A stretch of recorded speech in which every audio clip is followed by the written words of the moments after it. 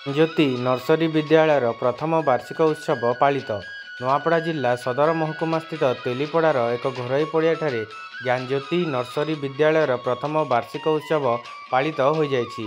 ज्ञानज्योति कांचनबेन रसिकलाल विद्यालयर एमडी जय ढोलकिया अध्यक्षतार अनुष्ठित यह स्वतंत्र उत्सव में मुख्य अतिथि भाव में नुआपड़ा जिलापाल मधुसूदन दास, विशिष्ट अतिथि भाव नुआपड़ा विधायक राजेन्द्र ढोलकिया, सम्मानित अतिथि भाव नुआपड़ा पंचायत समिति अध्यक्षा तारेश्वरी साहू, जिला परिषद सभ्य अवनी रंजन जोशी, नुआपड़ा एनएसी अध्यक्ष मोहम्मद आदम, खरियारोड एनएसी उपाध्यक्ष निशान डागा, आईनजीवी धनीराम साहू, पंचायत समिति सभ्य सभापति नीलकमल चंद्रकार प्रमुख मंचासीन अतिथि थिले।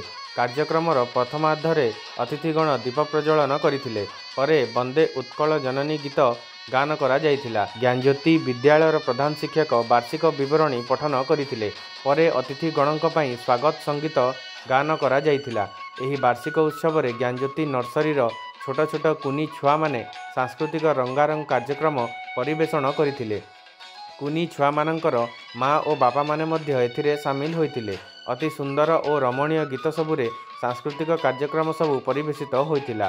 ज्ञानज्योति विद्यालयर समस्त शिक्षक और शिक्षयित्री एही वार्षिक उत्सव कार्यक्रम रे विशेष भाव सहयोग प्रदान करथिले। बहुत भल लागला इन ज्ञानज्योति रे हमके भी फर्स्ट टाइम करे कि ना चांस मिला हमर छुआ मनकर संगे आसी करी किछि परफॉर्मेंस करबा लागि बहुत भल करी करू जान ताकर उड़ान एटा प्रोग्राम टा बहुत भल हिचे और बहुत भल लागला और छुआ मन भी बहुत भल नाचू छन। स्कूल से कनेक्ट हां ज्ञानज्योति स्कूल टा 2021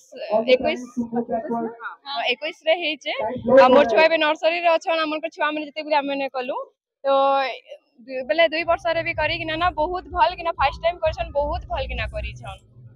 खुशी लागला क्या जे कि बेले इटा चांस मिलबार तो मुश्किल है, इटा फर्स्ट टाइम चांस मिली छे और हम मां माने बेसी खुशी अछु पूरा एक्साइटेड थिलु आज बेसी भल लागु छे। स्कूल केमने पढ़ापढ़ी आपन केमने आगु भल सब भल अछि पिला छुआ पढ़ी पारुछन पिला छुआ कर जे एंटरटेनमेंट थिला तार संगे हमर मां मान के भी मिली छे इटा फर्स्ट टाइम ना पढ़ा रही छे हमको बेसी खुशी लागु छे। For more updates, please subscribe to our channel and press the bell icon.